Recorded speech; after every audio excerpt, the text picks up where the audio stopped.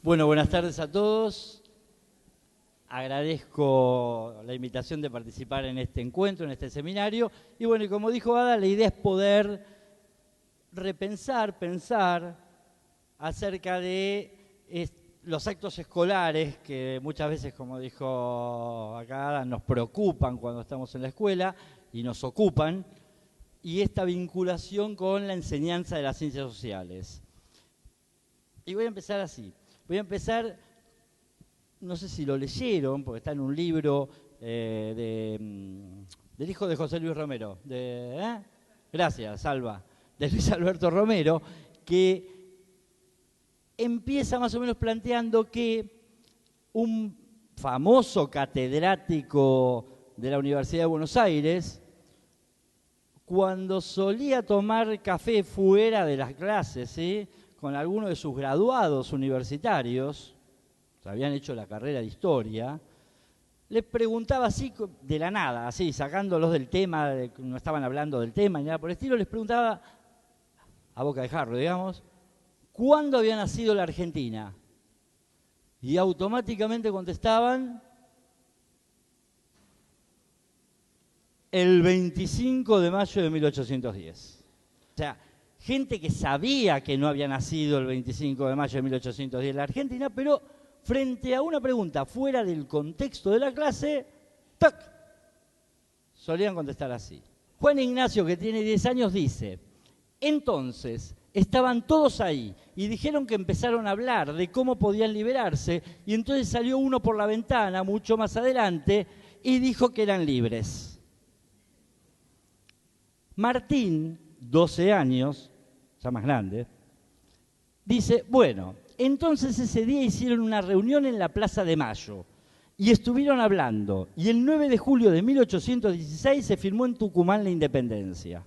Lo que más sobresalen de las respuestas de los chicos tiene que ver con que la revolución o las revoluciones de independencia se realizaron en un clima de debate, de acuerdo, donde lo que falta es el conflicto.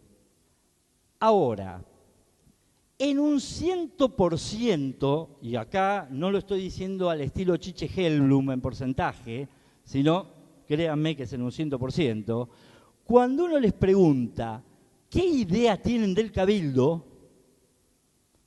en un 100% tienen esta idea.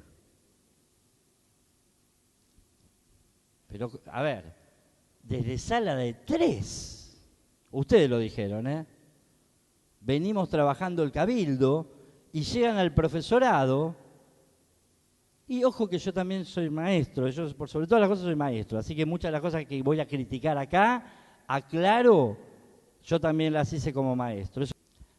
Lo que nosotros como maestros de nivel inicial y de nivel primario, sobre todo los primeros grados de nivel primario, trabajamos con los chicos desde que son muy chicos, quedan como huellas, quedan como marcas que una vez que los chicos van creciendo, por más que trabajemos los contenidos de ciencias sociales desde otro enfoque, son muy difíciles de revertir.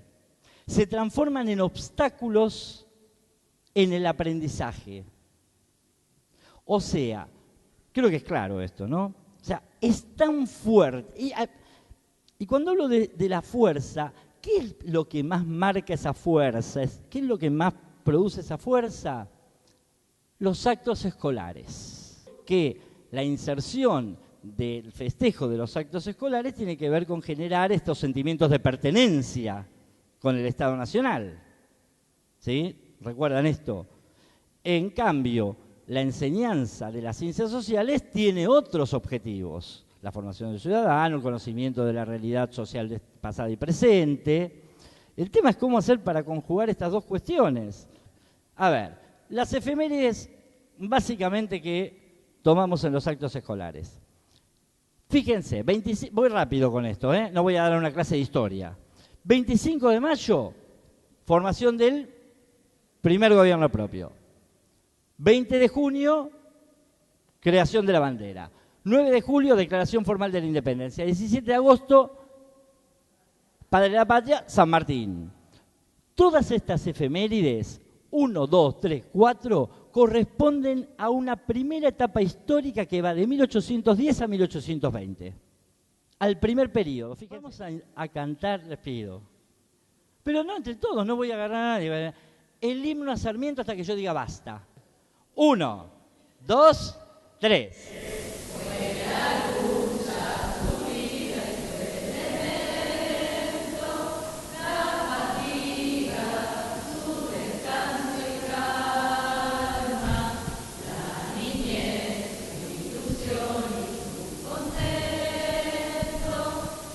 Show así, pero...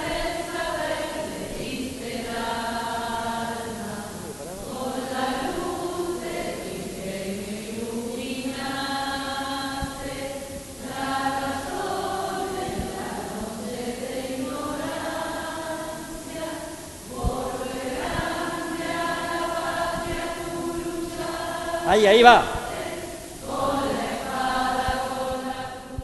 Ponelo, Dani. Ponelo, Nico.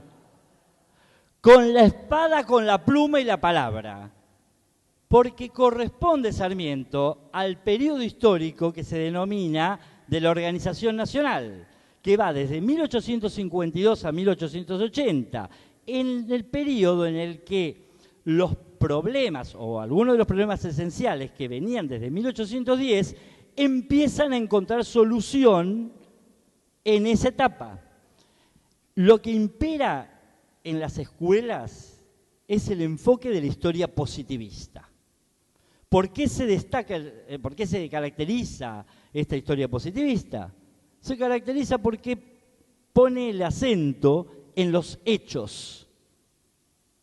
A ver, acá hay mucha gente joven, pero por ahí también estudió con un enfoque positivista. Es más, hoy mismo en las escuelas que uno visita, se encuentra que en muchas escuelas, o en muchos grados, no, a veces no en toda la escuela, sigue el enfoque positivista, porque lo aprendimos así.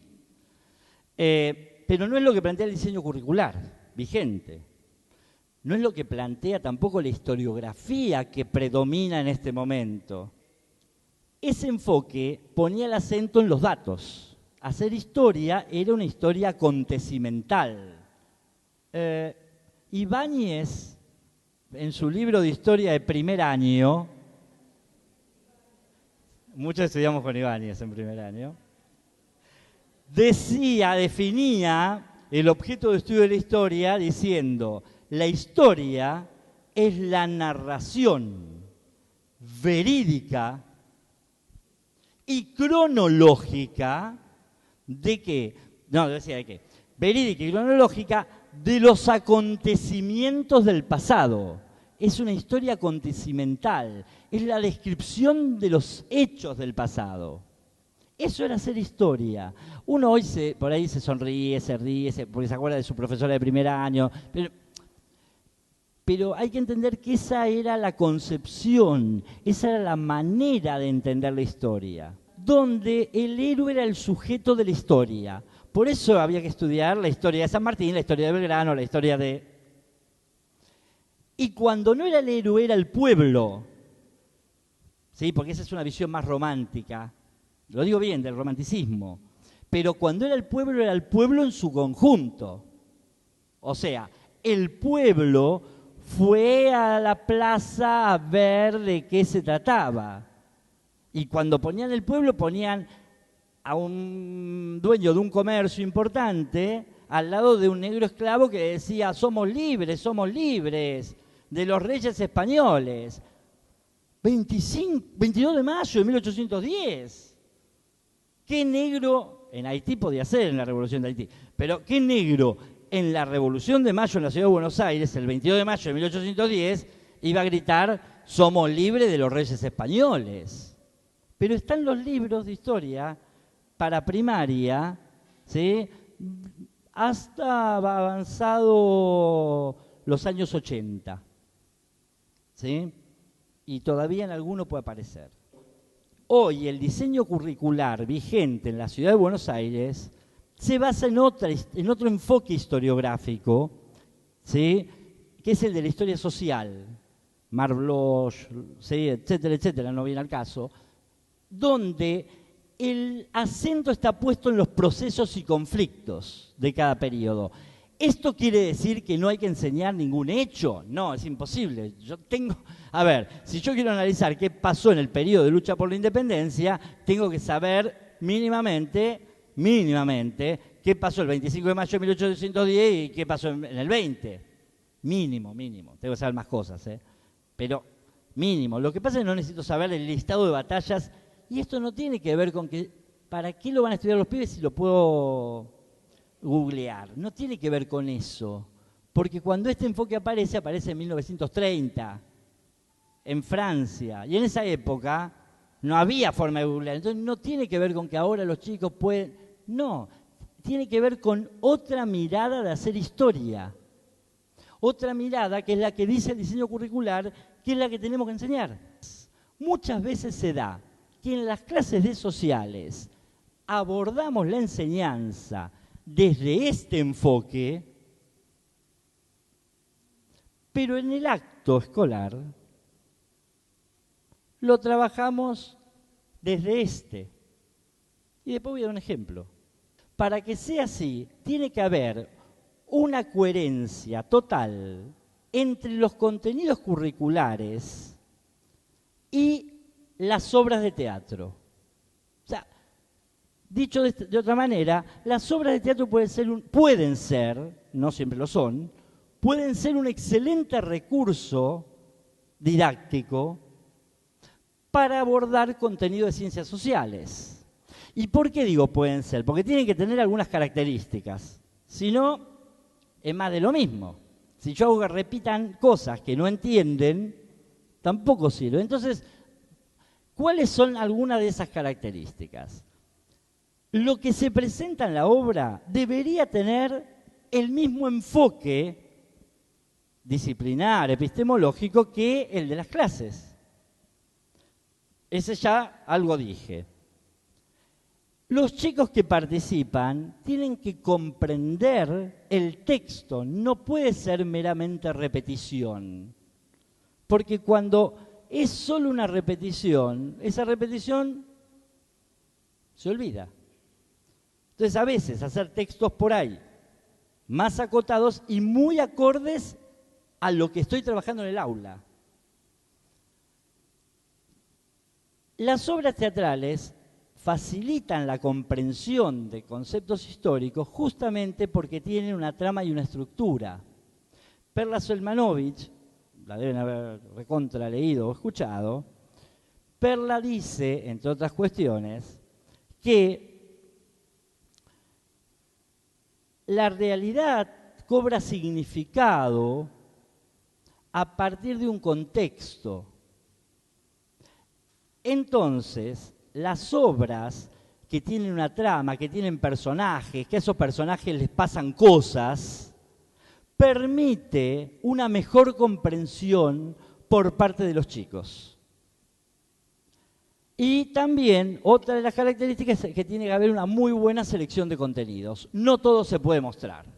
Y dependerá del grado, los conocimientos previos de los alumnos y demás, qué conviene seleccionar para lo que se va a mostrar en la obra.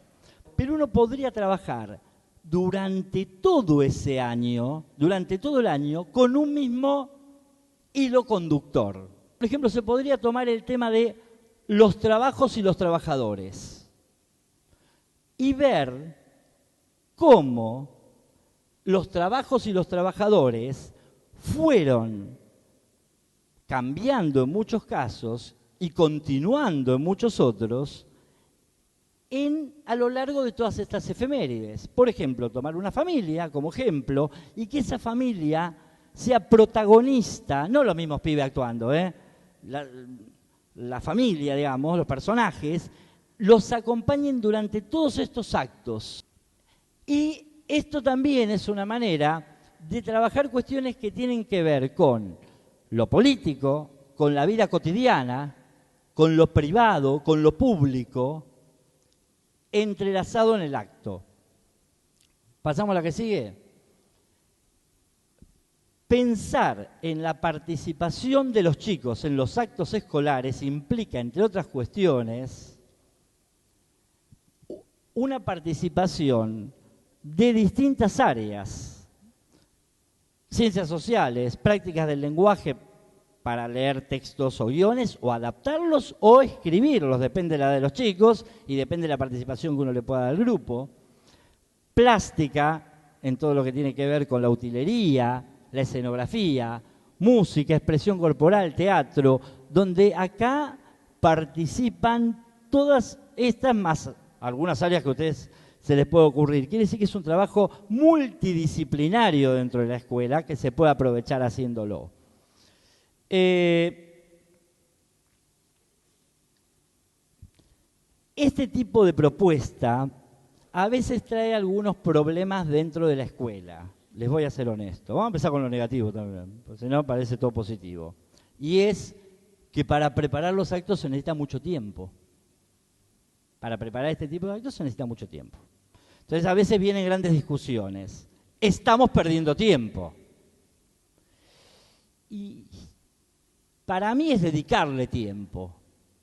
Depende de cómo a nivel institucional esto se plantee. Si hay un buen planteo, hay acuerdo entre todos los docentes, hay un buen liderazgo por parte de la conducción, para que este sea un proyecto anual. Todos sabemos que en los actos una de las cuestiones más importantes y que queremos es que ¿qué? Sí, que todos hagan algo es un problema para el acto, es verdad. Pero además de eso, ¿qué queremos? Que los papás se pongan contentos. ¿Qué queremos además? El aplauso queremos. El aplauso, ¿sí? Decí fuerte, dale. La inspectora sí va, por supuesto, el inspector, sí, que el inspector diga, sí, es verdad, sí. O sea, presentarse frente a la comunidad es importante en los actos, ¿sí? Entonces, buscamos el aplauso y el tema de los negros garantiza el aplauso.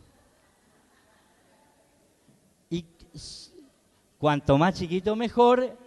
Y algo que de acá dice una colega, el aplauso está garantizado, lo recomiendo, con el candombe. El candombe garantiza el aplauso. Y todos lo sabemos, porque todos, y si son, como dijo María Celeste, sí, Celeste, si son chiquitos, mejor todavía. Uno lo que hace es, forma en esta fila, ¿a quién? A las mujeres, que son las que más se van a lucir. Por más que un papá presentó en el diario que la pollerita corta, eso olvídense. ¿Sí? Ponen a las mujeres. Y en esta fila ¿ponemos a quién? Ponemos, porque yo también lo hice, a los varones. ¿Y cómo ponemos a los varones? Los primeros dos son los que bailan muy bien. El tercero, mazo. Y a partir del cuarto, ya somos los que no pegamos una. Empieza el candombe, empieza el baile, ¿sí? Y ya se genera un clima de alegría, ¿sí? Pero no es festejando esto, sino que el candombe ya lo estoy poniendo previo al 22 de mayo como característica de la vida colonial. ¿Vamos bien? Y entonces, gracias Miriam, y entonces, cuando están bailando el candombe hay un momento en general que es de más aplauso y más risa. ¿Cuándo es ese momento de más aplauso y más risa? ¿Cuándo? Cuando se equivocan. Bien, te voy a llevar a la próxima charla. Cuando se equivocan. Porque siempre en un altísimo porcentaje, y ahí lo digo a Chiche Heblum, pero, ¿sí? ¿Quién se equivoca? El cuarto varón. Entre el cuarto y el quinto se produce la equivocación, ¿sí? si tienen que ir para aquel lado, el cuarto, quinto, y la maestra que está ahí abajo se desespera con los gestos como el que está haciendo acá ella, maestra o docente o colega que está ahí atrás, pero no lo soluciona la maestra que está desesperada. ¿Quién lo soluciona? La compañera. ¿Qué hace la compañera? Lo agarra y los amarrea. Lo agarra y los amarrea. ¿Eso qué genera en el público? Un aplauso maravilloso. Es casi la parte más importante del acto del 25 de mayo. Sugerencias. Nunca dejen de poner candombe. Sugerencia. Si de algo sirve estos minutos de charla que tengo la posibilidad de dar hoy. No lo pongan solo para el 25 de mayo, porque seguía habiendo negros el 20 de junio, seguía habiendo negros el 9 de julio, seguía habiendo negros el 17 de agosto. Entonces, ya que garantiza el aplauso, nada más que por una cuestión de esas, síganlo poniendo. Así los chicos creen, lo dije entre comillas, me están filmando, así que barbaridad. Así los chicos también ven que seguía, que no es que el 25 de mayo después nunca más un negro. Y lo que uno podría agregar ahí, volviendo al tema de que dije al principio, y con esto cierro, Ada, quédate tranquila, es que lo que podemos hacer es que, como el candombe tiene mucha fuerza, mucho ruido, ¿sí? En un momento, allá por el escenario, aparezca una dama de esas damas de la clase social alta con cara ¿sí? A quejarse. ¿Y a quejarse por qué? Porque esos ruidos son terribles, espantosos, molestos, de todo, ¿sí? Indecentes. ¿Y a dónde se va a ir a quejar esa dama? ¿A dónde? Al cabildo. Y ahí ponen al cabildo como ¿qué? Como regulador de normas sociales. Nada más.